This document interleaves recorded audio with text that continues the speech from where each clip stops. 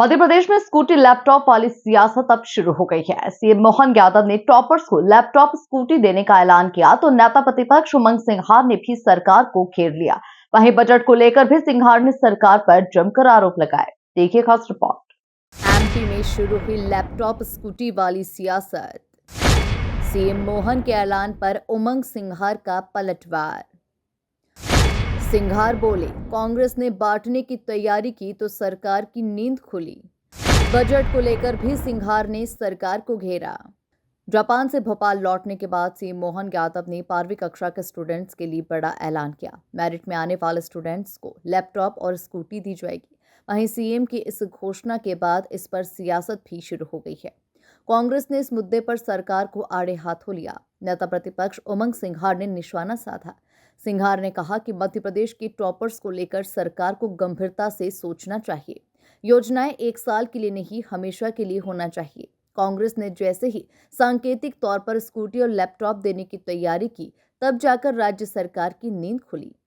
देखिए, मैं सोचता हूं कि मुख्यमंत्री जी को प्रदेश के मेधावी छात्रों के बारे में गंभीरता से विचार करना चाहिए और योजना को अगर 1 साल के बजाय हमेशा होना चाहिए, क्योंकि हमारे मध्य प्रदेश के भविष्य ये मेधावी छात्र।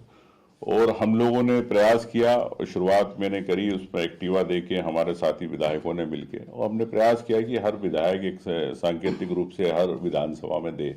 उसके लिए हम लोग चर्चा भी कर रहे हैं, वो कई विधायक उसमें तैयार भी हुए, सब देना चाहते हैं। लेकिन कुल मिला के हमारा कहना है कि सरकार विपक्ष के आह्वान पे क्यों जागती है? क्या सरकार के पास पैसा नहीं है? क्या सरकार दे नहीं सकती है? तो ये बताएं। अगर दे सकती है तो देना चाहिए। जब सत्र खत्म होना है, स्कूल अब परीक्षा का समय आ गया, अब जापान से मुख्यमंत्री जी कह रहे हैं कि हम स्कूटी और लैपटॉप देंगे, तो ऐसा नहीं कि हिंदुस्तान की धरती पर उतरते उतरते योजना खत्म हो जाए।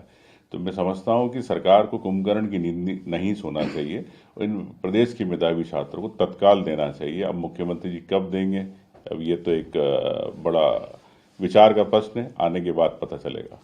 सर, जापान वहीं एमपी के बजट को लेकर भी सत्ता पक्ष और विपक्ष आमने सामने आ गए। नेता प्रतिपक्ष उमंग सिंघार ने बड़ा आरोप लगाते हुए कहा कि बजट बनाने से पहले हर विभाग विपक्ष के नेता से पूछता था, लेकिन मध्य प्रदेश में बजट को लेकर विपक्ष से कोई राय नहीं ली गई।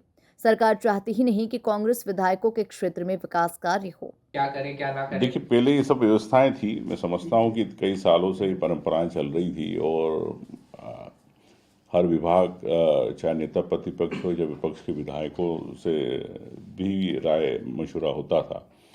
लेकिन अब जो नई सरकार है, निरंकुश सरकार है, ये चाहती नहीं कि विकास कार्य कांग्रेस के क्षेत्र में हो। तो ये भेदभाव की नीति आप देख रहे हैं कि किस प्रकार से हम लोग इस बात के लिए कई बार लड़ भी चुके, अपनी बात भी कर चुके, लेकिन सरकार अनसुनी करती है। तो मैं सोचता हूँ विधायकों का नहीं, महत्वपूर्ण वहाँ की जनता के साथ अन्याय कर रही है भारतीय जनता पार्टी। आपकी राय ली जाए, आप ये चाहते हैं विपक्ष की सरकार? मैंने आपसे कहा कि परंपराएं रही है और हाँ, तो अब माननीय मुख्यमंत्री जी उस परंपरा को निरंतर रखना चाहते हैं कि खत्म करना चाहते हैं। तो मुख्यमंत्री, विधानसभा जनता के चुने हुए जनप्रतिनिधि होते हैं और वहाँ एक ऐसा मंच है जहाँ से आम जनता की आवाज़ सरकार तक पहुँचती है विपक्ष के हिसाब से। लेकिन विधानसभा के अंदर कई ऐसे आपको आश्वासन प्रस्ताव आप देख सकते हैं जिसके अंदर सरकार सुनती तो है लेकिन कार्रवाई नहीं करती। तो जनता की आवाज़ नहीं है। आज जल जीवन मिशन को लेके पूरे प्रदेश के अंदर गर्मी आने वाली, पानी का हाहाकार मचने वाला, योजनाएं बंद पड़ी है, ठेकेदार भाग गए, पानी नहीं मिल रहा।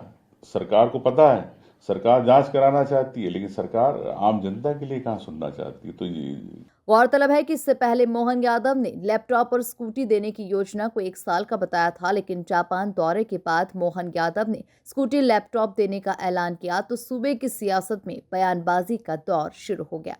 Bureau report, MP news, Bhopal.